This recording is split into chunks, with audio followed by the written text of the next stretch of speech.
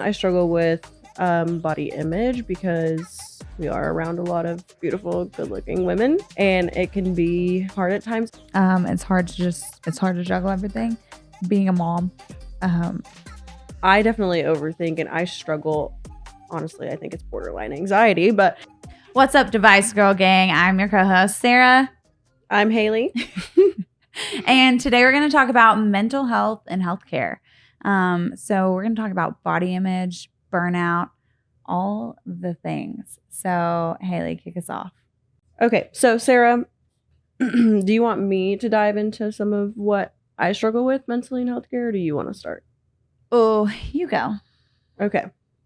Well, it's not even just in healthcare, but I think a lot of it has to do with burnout, having rough days, body dysmorphia, body image, lots of things. So for me, I would say the biggest one I struggle with a lot actually is, I think you do too as well, but I feel like we're both very, very hard and tough on ourselves. And in this industry, if you not make a mistake, but I feel like you're constantly overthinking things because you don't want to get it wrong, because these are patients' lives that we have at hand. And so I think I definitely overthink, and I struggle.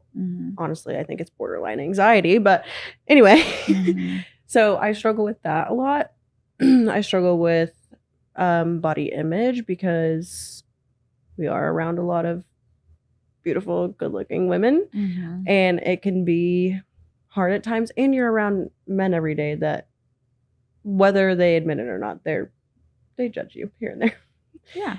And then the last thing, which is not fully healthcare related for me, but this is a big problem I have, is body dysmorphia. And that for me just comes from bodybuilding, and it's different. So people think that I don't struggle with that because they're like, regular people see me and they're like, oh, what are you complaining about? But when you're in the bodybuilding space and you have a certain goal physique that you're working towards, you start comparing yourself to the other people that you're competing against, or the people that you look up to. And so like, it's a different set of, I don't want to say standards for the goals that you're trying to reach, but it's different. So I really, really, really struggle with that one. Yeah. Like, I get to the gym sometimes and I don't want to look at myself in the mirror. Yep. Which is really sad to say, but it's true. Yeah. Why are we so hard on ourselves? Because were you raised that way? No, I was not. I mean, I have very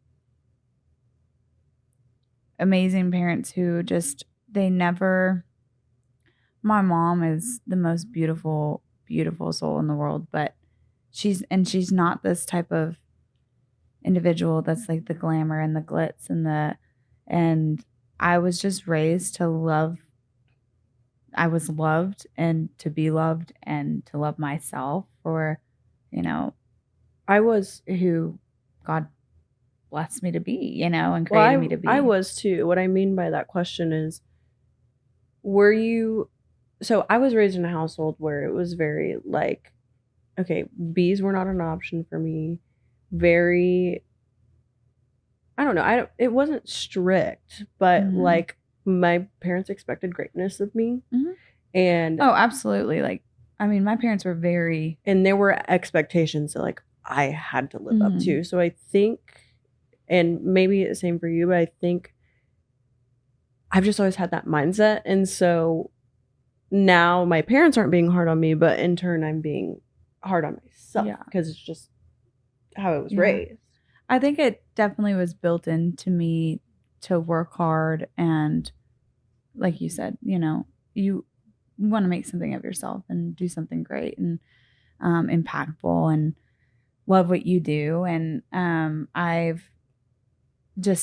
dad, both my parents, like, they take so much pride in all that they do and work so hard. And so that has been modeled for me. And I have definitely taken after that, but wow, like where to unpack and to start within the healthcare and medical field. I mean, just even from day one, us going to MSc and the grind up. Well, I mean, like Sloan was 6 weeks old. Yeah. Or sorry, 10 weeks, 6 weeks old when I applied, 10 weeks old when we started that program. And, I mean, I have huge body dysmorphia. Well, just body image issues postpartum. I'm larger than I've ever been. I still am hanging on to this weight. I no longer have a baby inside of me. And then I walk into class and there you are. No, I'm just joking. No, I'm just joking.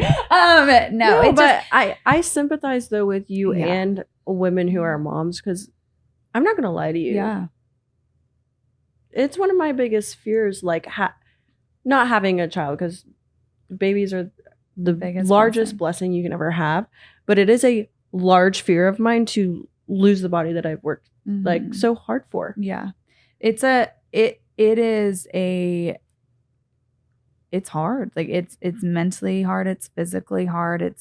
It's just, you don't feel as though you're yourself. And I think, and ever since having Sloan, like I have fluctuated in my weight here and there. And I've always been a fairly, thin and fit, slimmer body type. And so, yeah, it's taxing, and it's hard. And then thinking about the fact that we're stepping into such a male dominated space, and there are so many beautiful females and just amazingly good looking women and people in our industry. Right.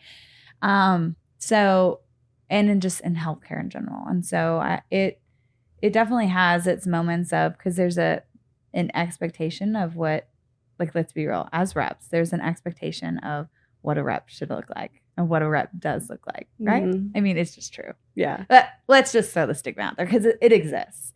I'll be honest, I rarely go to work without makeup on because I'm like, I don't want to be that rep that shows up looking dead today.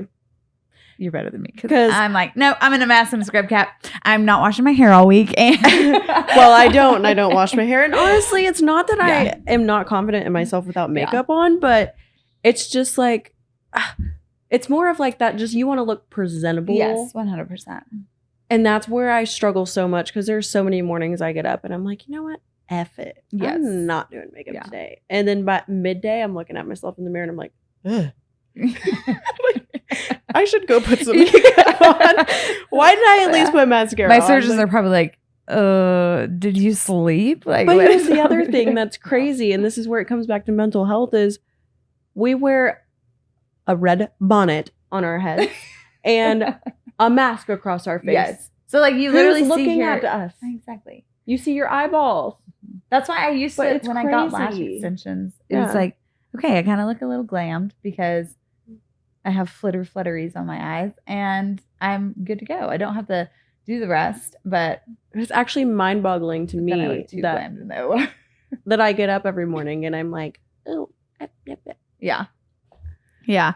But I mean, I think that definitely like we've, talked about before, I feel like you just really have to be strong and confident in yourself and what you bring to the table. And that can be really, really hard.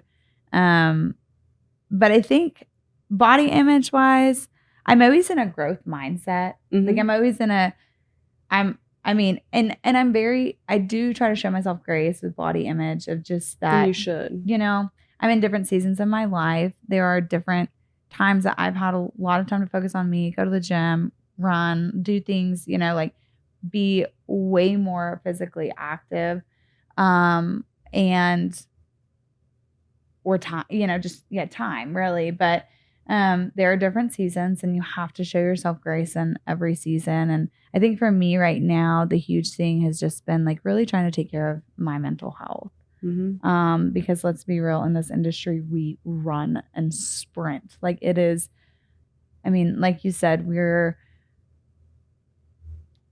there is patients who are relying on surgeons, on our technology and our level of expertise to have super successful and incredible outcomes. And when you think like that and then have, so many different surgeons that you're working with and just the chaos of this industry, it's controlled, but it's taxing and so demanding. And so when you're just go, go, go all the time and you don't have time to just take a sip, like seat and relax. Well, and then like we talked about this recently that, if you have one afternoon of like quiet, it's anxiety. Yeah. It's literal like physical anxiety of like, I've got to move, I've got to go do something because we don't shut down. I actually want to know though if that's just an industry-wide thing, or I don't know. I would consider you and I very just like ambitious people. Yeah. So I don't know if that's like a mindset thing, or if other people sit at home and they're like, yeah, man, I'm just chilling. Like this TV show, great. Because I'm like, I should be doing something right now. Yeah. And like that's some things that's really weird. Like I can't come home and like sit down and watch TV. He loves to watch TV when he cleans or does something. Like I have to be like focused on and like doing a task and like I don't watch here's the television. problem. And I think I have ADHD and my parents just never took me and got diagnosed. I definitely do. I'm a squirrel. But I'll sit down and watch TV and then I start thinking about, oh, well, even if it comes down to like household chores or whatever it is, like, oh, I have to do this, or oh, I should do this. Then I get up and do one thing and then I'm just constantly like, and it just doesn't stop. The anxiety, I mean, the only time it stops is when I'm sleeping. Yeah. Which is, so for me, when it comes to sleep. Yeah. What does your sleep look like? Oh, you don't want to know. I just ordered me a ring to understand my sleep better because it is polar opposites. It's either I can literally close my eyes and I'm asleep in 0.25 seconds, or I lay down and the laundry list of things that I have to accomplish is running through my brain where I get maybe an hour. And I get up and I work on things. I literally just cannot sleep. And sometimes I'll just force myself. I'm not going to open my computer. I'm not going to do work. I'm not going to. And I'm just laying there like, what the am I doing right now? And I'm mad because I can't sleep. I can't. And like, I try to read. I'll try to do listen to, I will say, I've tried one of those, not the apps, but I've like on Apple Music, I've kind of looked up like sleepy, like sleep sounds, meditation, like where like it's kind of weird. Actually, Dustin was like, no. Well, I've noticed that at least for me, like when my brain is like going crazy, I have to have some type of sound in the background, whether it is a loud. The fan doesn't even really work for me. Like people think it's crazy I sleep with the TV on, but I simply put the TV on so I can go to sleep. I know that literally mind boggles me because. Well, I turn the brightness and everything down because that does bother me. But I need the noise because if I don't have external noise, it's all internal in my head and I cannot sleep. I see that. That's an interesting way that's why I do that because I need something to just turn my brain off. Yeah. And stop thinking. Yeah. And I also think like I just grew up. But anyway, that's just a tangent. But I kind of want to ask, like, what are ways, though, that, like, when you are feeling burnout or you're struggling with body image, what are ways that, and I know this is a loaded question for you, because I think you're still working on it. That's okay. I am, too. Just because I know you so well. Yeah. But what are ways that you do or you could start, like when you're having an issue with body image, get yourself out of that funk or get yourself out of this burnout, go do something for yourself. Like, what does that look like for you? So I'm personally going to say no one take advice from me in what I'm doing in my life right now because it is not something to replicate. Yeah, that would, and with that being said, like this is just me being real and raw and honest and transparent. I have yet to master this skill and figure it out. And that's very frustrating for me as someone who likes to win and who likes to be good at things, that I suck at this area of my life. But when it comes to burnout, I'm, just really having to start to reassess some of my, okay, let me backtrack that with, let's just throw out the stigma in this industry of like the run, go, go, go. We have to be mentally strong enough to deal with it and not get burnout and just forge and don't complain about it. This, you know what you're getting yourself into, right? And I think it's just not sustainable to do that. And so for me, what it's looking like now is just kind of reassessing and starting to give myself grace of, there are only so many tasks that I can tackle in a day. I'm one person. Mm-hmm. What are going to be the most impactful, pivotal drivers and needed conversations to, whether it's move business, to support surgeons, to whatever that looks like that day. But Sarah, okay, this is my question. Okay. What do you do for yourself? Oh. Okay. Not work, yourself. Okay. I don't, if I'm being real.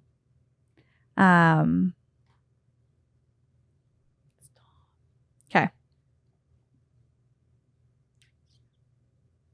And it's hard. It's really hard. It's hard to juggle everything. Being a mom, like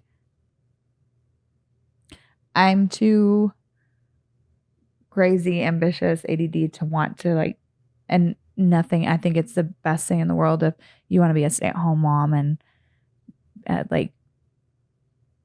not and devote 100% of your time to your kids. And I think that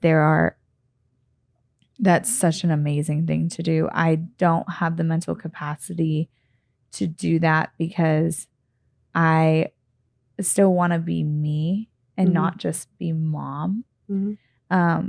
Mom is like my favorite job and role. And I think if I'm just speaking openly about the demands of healthcare in general, and I don't think it's just a med device side, I think it's any scrub tech, surgeon, it's everyone. I mean, healthcare is so understaffed and it's long hours because it doesn't stop. Patients, there's always going to be somebody to help heal. Mm-hmm. And so, I mean, taking a step back to think why do we work so hard? Why do we do what we do? Yes, it's to have impact and to help others. But I mean, our main why, my main why is my family and my son and my husband. And so if I don't, for me personally, I know that that's something that I feel as though is a bucket of Sarah Cruz that's a little depleted right now. And even, I'll be quite honest, my walk with the Lord, because I'm so tired. Mm-hmm. And so this is just it's a balancing act that I'm trying to learn to manage. And I think sadly for me, a lot of it does stem from the demands of our jobs and just in the industry where then that spills over and it does affect your personal. So, when you're talking about what are you doing for me? Well, I don't know. I can't even think about anything for me and barely my family. And honestly, I don't know what I would do without my husband because I will say I when you told me that you got your protein and everything, I was so proud because I'm I feel like Sarah is slowly, she's because you know how to work out. You're in shape and fit. You're just, yeah. But that's my challenge for you. I want you to start like really prioritizing that, whether it's Yeah. super early in the morning or later. Or I'm just gonna be honest, I'd be a psychotic person Yeah. if I didn't work out. Like, I'm injured right now and I can't do upper body, and it's driving me absolutely insane. Yeah. When I sat at home the other day after work, I was like, no way. Mm-hmm. But- Yeah. And maybe it's not the same for you. Maybe it's a different outlet. But I want you to find one way you can not escape, but just set your mind free, or whether it's spending time with your family. Yeah. The only reason I'm at the gym so much is because I don't have a family or a child to like do anything with. But I love this conversation because I think it's so real and raw. And this is like what we really go through as industry professionals. Mm-hmm.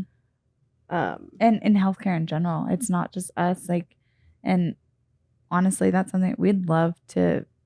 We want to hear your stories. Like, we want to hear your avenues of coping and finding balance. And because we're not experts at this, and maybe you have some recommendations. Sure. Yeah. And maybe just some tidbits of advice to share, because I know we're feeling it, and I know you guys are too. And it's just, or if you're struggling and you want to share or have somebody to talk to, reach out, DM us, comment. Yeah.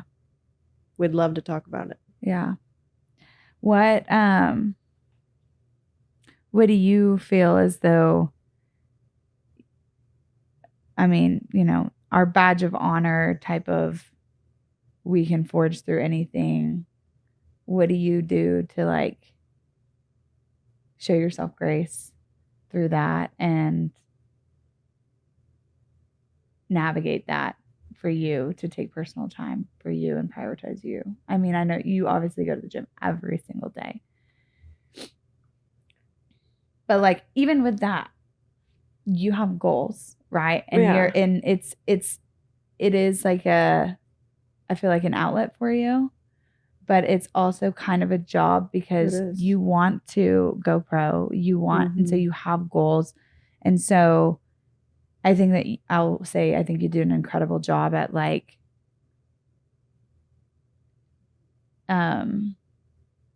always just making it super positive. Like you're so excited about them that you have the discipline to just say, whether I want to today, I'm going to do it. Mm-hmm. But like, what do the days look like for you when it's like, I don't have it in me, I don't have the capacity to show up for my job 100%, my gym life 100%? What does that look like for you?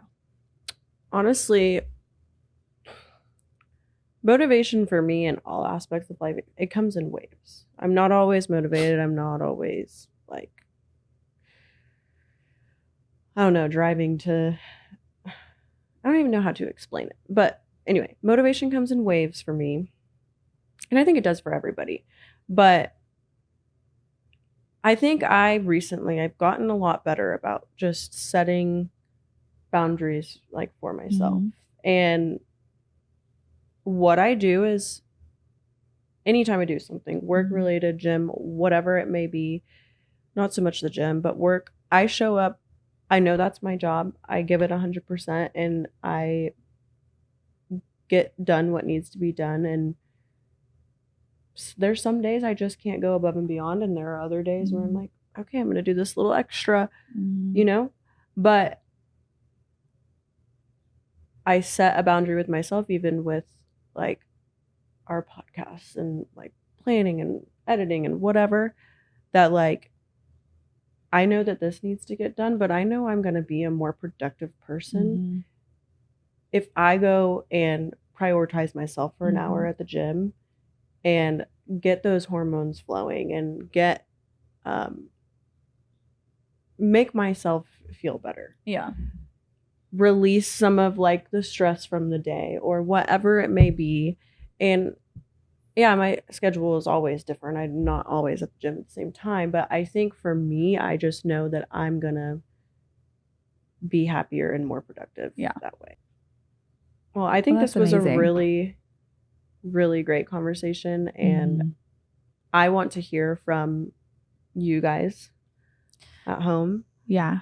And yeah, Prioritize you. Prioritize your mental health. Let's figure it out together. And and tune in next time.